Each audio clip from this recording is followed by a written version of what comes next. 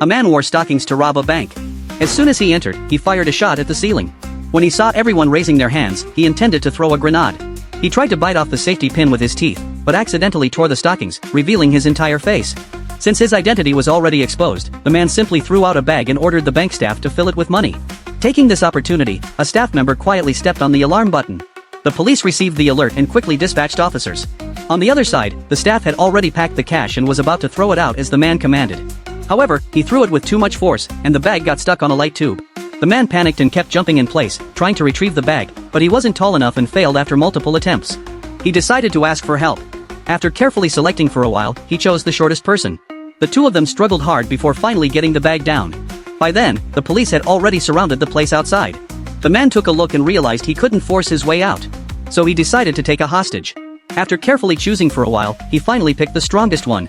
Even the hostage couldn't help but advise him to choose someone else, but the man wouldn't listen and walked out of the bank door with the gun pointed at the hostage. At this moment, the police chief recognized the hostage at a glance. It turned out that the hostage had robbed 15 banks and had been imprisoned for 5 years before being released that very day. Looking at the strange combination in front of him, the police chief instinctively thought that the hostage was the real robber and the man with the gun beside him was too weak. So he shouted for the hostage to surrender immediately. This confused the hostage, who really had just come to withdraw money that day and said it was all a misunderstanding to be involved in the robbery, but the police chief obviously didn't believe him and instead ordered the officers to aim.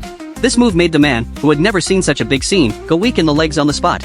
The hostage quickly tried to support him, but the movement was too big and accidentally made the gun go off. The police quickly fired back, and the two hurriedly hid under a car. Now the hostage had a bitter pill to swallow and was completely labeled as a robber. To save his own life, he decided to take the initiative. So he grabbed the gun from the man's hand, took the man hostage instead, and took the chance to escape onto a car. But the man thought he was the robber and threatened the hostage to give the gun back, or he would pull the grenade pin. The hostage didn't bother to argue and just threw the gun back, then prepared to drive away, but the car wouldn't start.